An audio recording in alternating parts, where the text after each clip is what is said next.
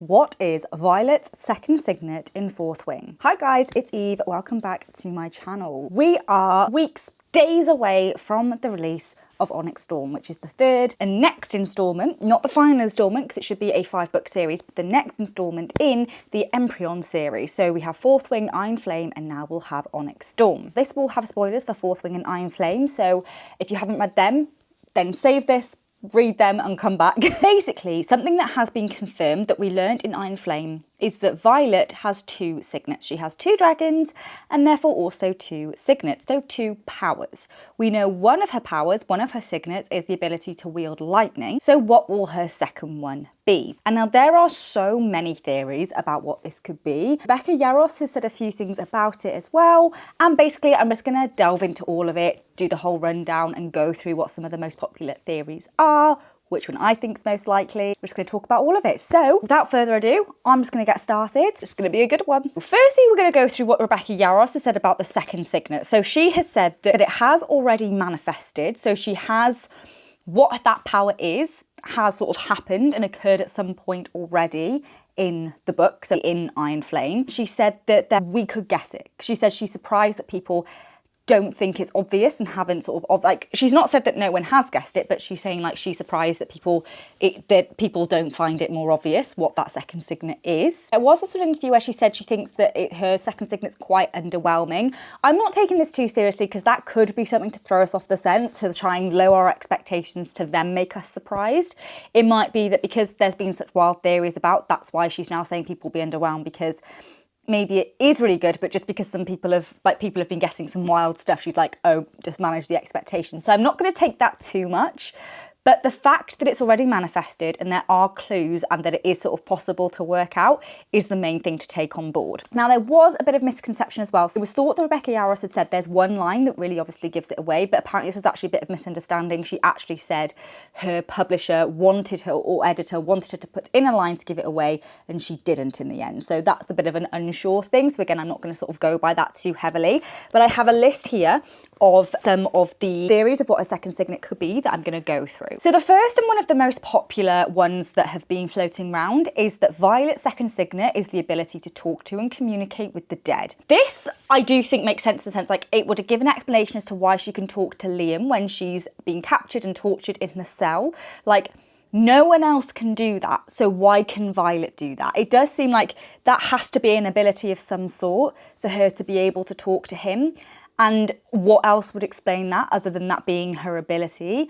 But it's only one occasion that it's happened, but it's known that signets are meant to manifest itself. They're meant to be something someone sort of needs. It's sort of true to who they are, and it is sort of the case that it can manifest in a time of need, and she was very much in a time of need then, and Liam sort of helped her through that. So it could very much be that that is her signet, and it would make sense then why Rebecca Yarros was saying, I sort of think it's obvious, because it is sort of obvious. And I thought of that one before, but thought that is a bit obvious because I thought it would almost be too simple and too staring us in the face. But it could be that because we've had no other explanation as to why she was able to do that.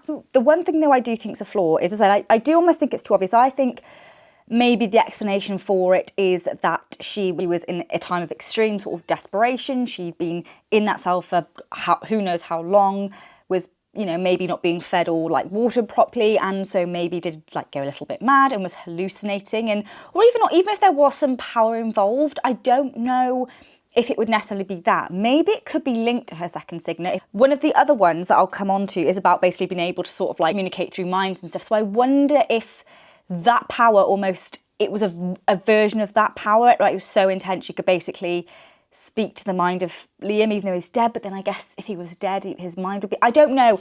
There's just something I don't know about this one, because I think if it was this, surely there would have been more instances where she's like heard other voices, maybe even like seen her father or something like that. I think if it really had have manifested, there would have been more, and there was no real mention in that scene of like her feeling any sort of particular power or anything, and in fact her power was suppressed there. So I'm not sure. I can see the theory behind it, and I do think it makes sense and we give an explanation to why she could talk to Liam, but I almost think, is that signet helpful enough? And I don't know if it is right for Violet, because all these signets, it's always about it being suited to the person, right for the person, something they need. And also just thinking about how the story goes, there's only maybe one occasion where I think the Signet would come in handy to the story, which would be for her to talk to her dad.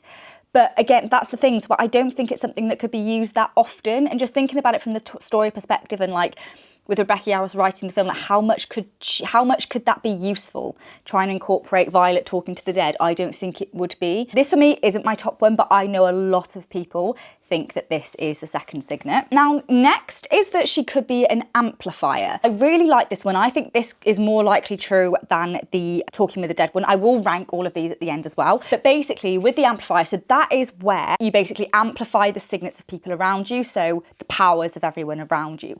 And there are some solid occasions where this has sort of happened. So Rhiannon, so when Rhiannon gets her Signet, which is about being able to like bring things to her, she's only able to do very short distances, but when Violet's around her, she's able to transport things from a much bigger distance. So there's such an occasion where Violet has like the dagger and she's trying to hide it from, I can't remember who it was that's confronting her, and then Rhiannon is like quite far away and she manages to like transport it to her, and she's never done something at that distance before. Then there's Mira as well, so Violet's sister. She can make like shields, and she's always commented on how she can only like make shields that are sort of quite a short distance around her. And then she's with Violet, and in a time of desperate need, she's suddenly able to make a massive shield, like a bigger shield than she's ever made before, that's really strong, all that. And that's when she's in the presence of Violet. And I do think, I think this is a very good point, and it actually fits Violet's character the most, in the sense that Violet's all about sort of help about the people around her, helping people, doing what she can, and I just think that would suit her in the story really well. And I actually think that if what Rebecca Yarros said about the power being underwhelming, if that is true, what she said, that it is underwhelming, I think Amplifier could fit with that, because it's a very good power, but I think some people could be like, oh, well, it's not really a power she can use though, she just helps it's just helping other people. It's not like a new power, a new way for her to like fight almost, it's more just helping other people than it's dependent on other people being around her. So I could understand why it could be seen as being a bit underwhelming, but I think it's actually a really good one, and just sort of fits in with her character really well, like how much she sort of values her friends, helping people, puts other people first. I just think that makes sense, and we have had some solid evidence that shows that it could be that. Then the next one is that could Violet basically be a bit of a shifter in the sense that she can shift powers, and that second power is basically that she can take on other powers. This is making me think of in Powerless. If you've read Powerless, Kai's power is that he can take on anyone's power around him. If he's around no one, he has no power. But when he's near people, he can like take on their power. So it's basically like that. So it would be that Violet can take on the power of anyone around her. It suits really nicely with the fact that her second dragon is Andana, and we know that that signet's coming from her. And Andana can shift, like her colour, her scales, they keep changing colour, they shift, they're like, she can like disguise herself. So I feel like it sort of works with that, like that adaptability, that changeability is reflected in the signet, if she can take on these different signets. Also, an evidence of where she's already done this and it's manifested could be how she can talk to Xaden. I know that's explained as being through the dragons, but I wonder if maybe that's her taking on some of Xaden's intrinsic ability. It maybe wouldn't explain like why can't she done that to everyone, but I guess she's probably not grown it that far yet. She's just been able to develop with Xaden because he sort of allowed it to manifest because he's gone into her head. She's able to therefore use it a bit with him, but hasn't really recognised it, so hasn't been able to grow it. But it makes me explain, because I always think like it is weird they can talk to each other through their minds. I get it's probably through their dragons, but it still feels like an ability. Yeah, I wonder if it's that. Maybe there's not though loads of scenarios where we can like solidly see her doing that, and as Rebecca Yarros has said that it has manifested, and like we could figure that out if we properly connect the dots. I'm not sure if there's enough evidence, enough like solid thing of look, there's her using another power that would like support it. If there was maybe like, oh, is that, you know, there was an item that was on the table and suddenly it was in my hand, you'd think like, oh look, that's her using Rhiannon's power, but I don't think there is that. And yeah, so I that's the only thing. I really like the idea of it being some sort of like adaptability, because that would fit really nicely with Andana. But I don't think there's enough evidence of her actually using that if it has already manifested. So it's probably unlikely to be that, but I do think it's a really cool theory. The other one, people are saying, could it be super speed? That's because there is literally a line that says, where Xaden says, I've never seen you move that fast, and it says something about like move in like italics. There is quite a few things about her getting to places, and it's like, that was much shorter than I realised. I swear it should be longer than that. Things like that. So there is actually some solid evidence for it being super speed, because there are quite a few times where people comment like, God, you move fast. And I also think if what Rebecca Yarros said is true, and she wasn't just bluffing about us being underwhelmed by the power, I think super speed is one that people would be underwhelmed with, because it almost seems like just like a classic, like a superhero sort of one, super speed. So I think people could be disappointed if it was that. So there is some things that when I was looking through the evidence for it, I was like, it's actually quite convincing, some of it. Even maybe it's not, it could be super speed, but also maybe just more manipulating speed and potentially even time, because obviously we see Andana directly doing that. She's able to manipulate time. So maybe Violet's almost got like a version of that, and like her way of manipulating time is to be able to move through it very quickly, hence super speed, if it could be something like that. But this links with another one that I think's more likely, but to be honest, the evidence could describe either one. So the other one that is one of my favourite theories is that Violet is a distance wielder, which means you can basically you can cover distance in a much shorter space of time. You can just basically ignore distance. You're in one place and then suddenly you're in another one in a second. It's basically super, super, super speed in a sense, but you don't actually move. You just basically decide where you want to be and you're there. So a lot of those things could almost be that, with the move in italics, Xaden saying, I've never seen you move so fast.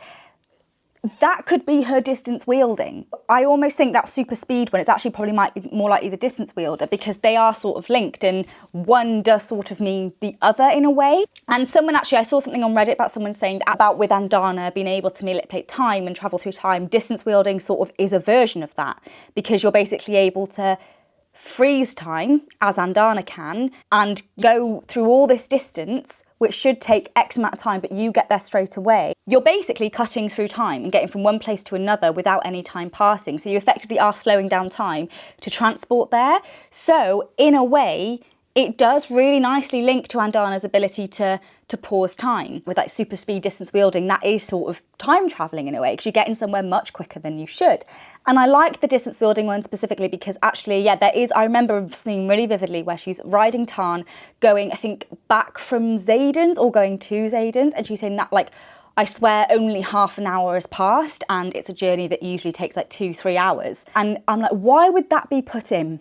That's a very weird thing to put in. It's very just casual, because it was quite like a, tense moment.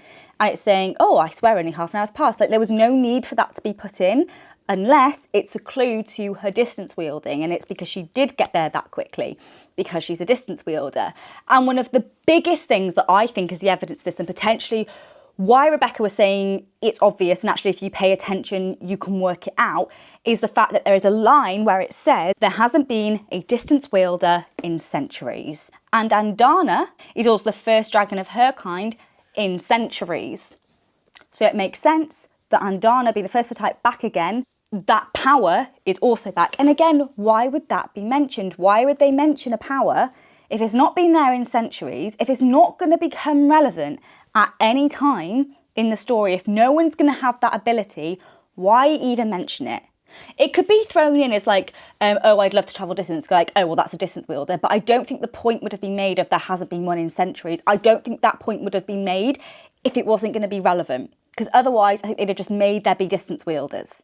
Do you know what I mean? So I think that was a really key thing put in there. There's been other things like that that have been pointed out, and it's like, well, this is obviously going to happen. So with Tarn, it was like, he won't take a new rider since his last one died. And I thought instantly, well, Violet's going to get him, isn't she? Because they've mentioned it, and that's the reason they've mentioned it. And them saying that it's the biggest dragon that's been missing and all that sort of thing. I was like, well, he's definitely going to show up. She's definitely going to get him.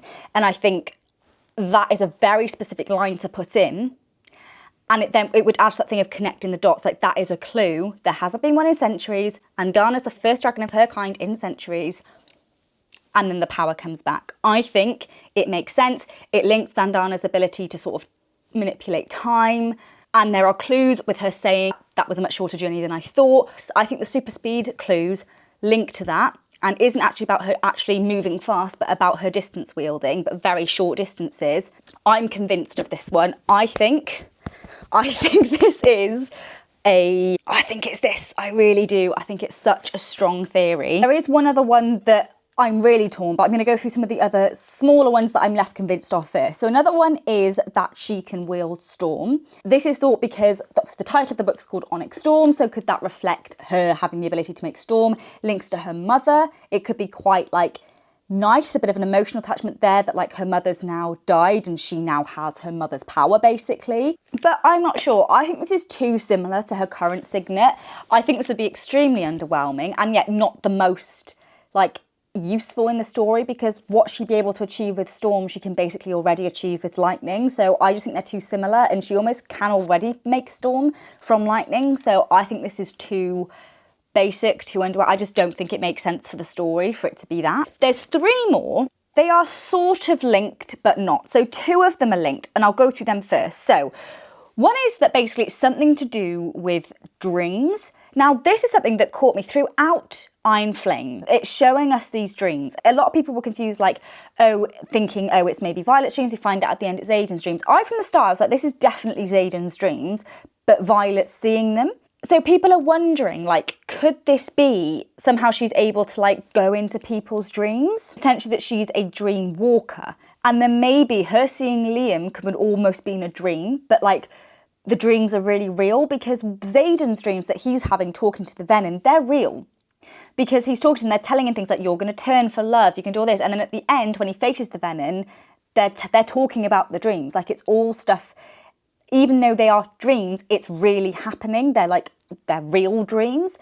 So I wonder if almost Violet maybe has the ability to make dreams real, or to have visions or something like that. Because there's these things that she keeps dreaming about and seeing other people's dreams, and they're all actually real. So I just think it's very, I'm not making any sense here because I don't know exactly what that power would therefore be. But I do think it does sort of make sense. It could be something about that. And someone I saw mention Dreamwalker. I'm like, I guess that could be a name for it. And then it did make me think, well, that could link to also the Liam idea of, like, she was basically able to bring a dream of him but make it real, like almost like projections. But then thinking about that, if she was projecting Xaden's dream, she wouldn't be making the Venom speak to him. I don't know, it's a little bit of a confusing one, but that did seem key to me. Like, how could she see Xaden's dreams? But also, why were those dreams real? But maybe that's a Xaden power and Violet's just seeing it. So it's a difficult one. Basically, the thing that I think actually it could be, and the dreams thing is an extension of the power, is that maybe she's some form of intrinsic, so has basically the same power as Xaden, but potentially a little bit different. So intrinsic can read people's minds. This could make sense with the dreams. Her seeing Xaden's dreams could basically be her reading his mind. They're so connected that she's potentially been able to read his mind and therefore see his dreams, because she's in his head, which would also explain why she can also hear him when they can talk to each other. As I said, I feel like it's not just because of their dragon bond and link there that they were able to speak to each other. I think that was some other sort of power. So potentially it's that, because they're both intrinsics, they can talk to each other in their minds. That would make complete sense. Then what they're actually doing there is reading each other's thoughts and minds. That also might be why Violet's mind was even harder to read for Xaden. Obviously, she was very good at putting up shields. That's why he couldn't. But because she's an intrinsic as well, so just she has such like a powerful mind. Maybe like intrinsics can't read each other's minds. Maybe that's like a revelation that's going to come out. That because all the intrinsics were killed, you'd never really have found that out if you couldn't read someone's mind. Because no one's going to admit they're an intrinsic. If you couldn't read someone's mind, as Xaden can't read Violet's, he just puts it down to her shields are really good. So I wonder if maybe it's something like that. That's why Xaden couldn't hear Violet's thoughts, is because she's also an intrinsic. But then he is reading her mind when they're sort of communicating with each other, but maybe that's because she's like allowing it and it's sort of more direct. Or maybe he does know she's an intrinsic and so is pretending he doesn't know that to protect her, because he knows what happens to people that are found out as intrinsics. I don't know, it's difficult, but I do think this would explain them being able to talk to each other, her being able to like see his dreams. He's having these visions, these really vivid dreams, and she's reading his mind and seeing it. There's also a moment where there's a line that says, "Come on," in speech marks, and Violet says, "Was that me that said that, or Brennan?" And I find that weird. Like, how would you not know if you said that or Brennan? So that makes me think that it was thought. That it wasn't actually said. It was Brennan thinking, come on. She heard it in her mind. And that's why she's like, wait, who said that? Because no one around me said that, but I didn't open my mouth, but it sounded weird. Do you know what I mean? So that would explain that as why she was like, wait, who said that? It was because she was reading Brennan's mind. He was saying like, come on. And she heard it. That does make me think it could be, and like she's very intuitive as well, sort of knows what's sort of going to happen. I wonder if maybe it's because she's an intrinsic, but because she hasn't realised it, that's why she can't just read everyone's mind, because she hasn't like realised it's manifested and properly therefore been able to train it and develop it.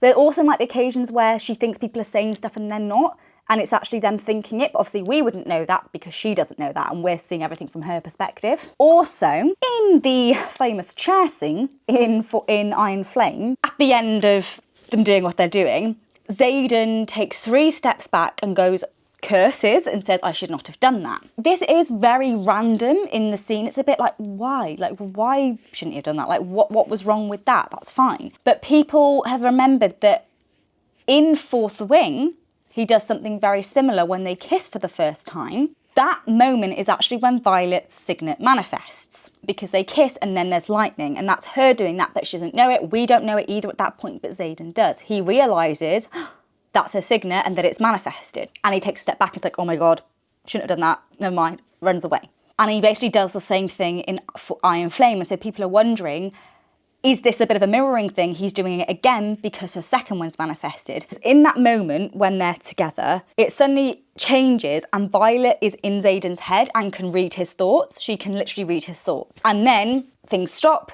He steps back and says, I shouldn't have done that. People took this down to, oh, he projected his thoughts. He projected his thoughts into Violet so that she could sort of see what he sees, see how much she loves it, all that sort of thing. But actually, what if that was her Signet manifesting and her reading his thoughts? Because that's what she's doing. In that moment, she is reading his thoughts. She's literally doing that. She's reading his mind, which is what an intrinsic does. He then steps back and goes, oh my God, just as he does in Fourth Wing when her first Signet manifests.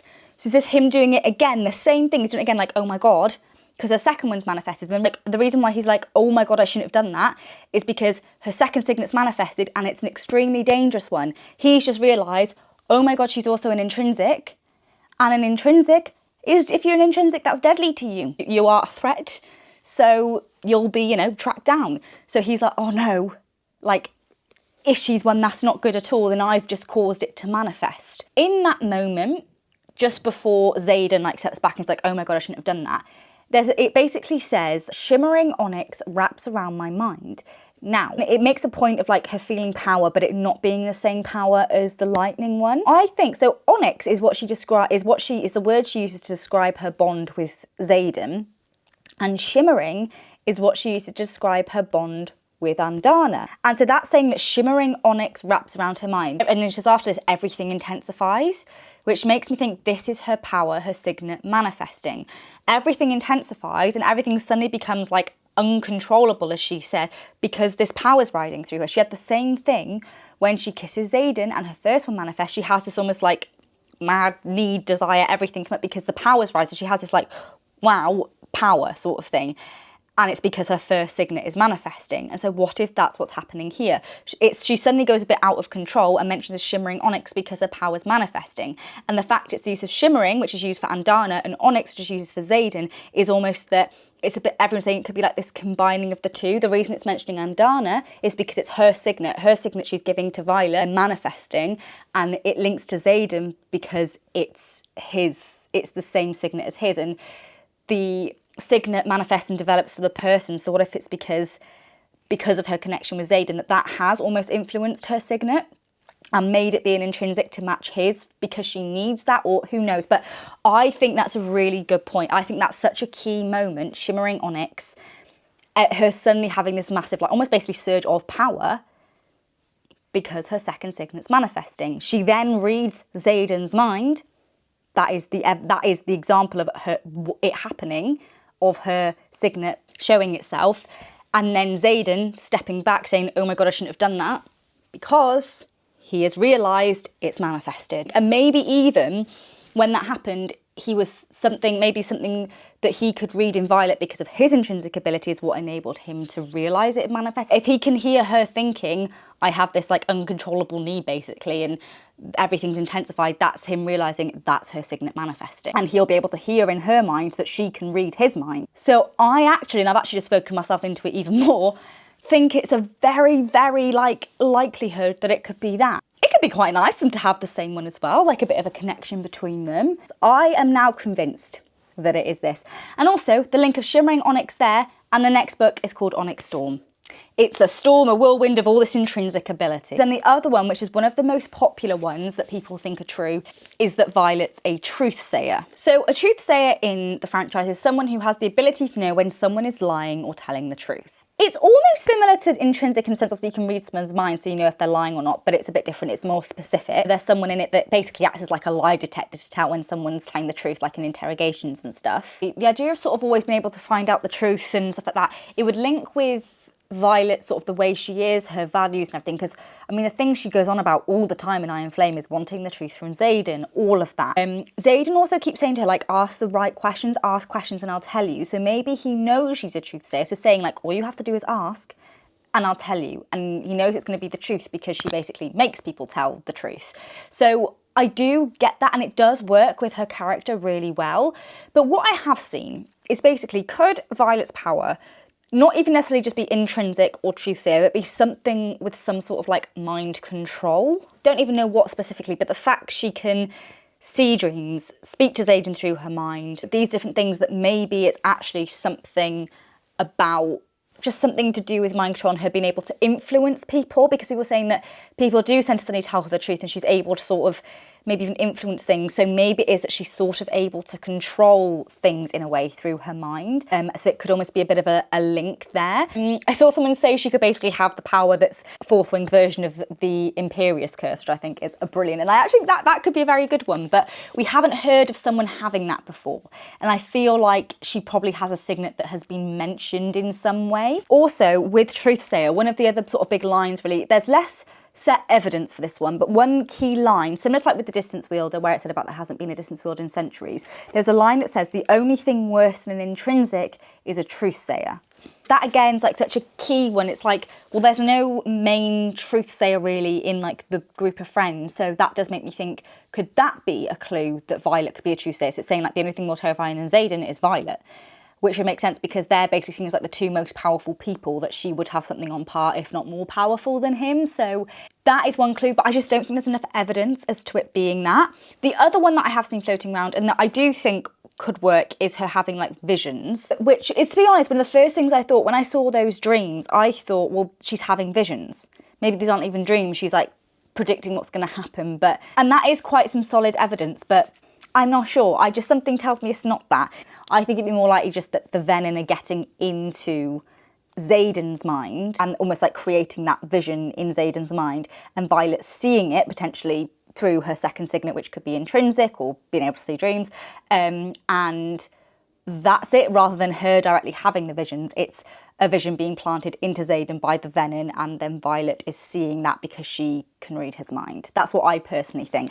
In terms of order, I think the most two likely to be true are Distance Wielder and Intrinsic. And at first, I was going more towards Distance Wielder. That was the one I was convinced at.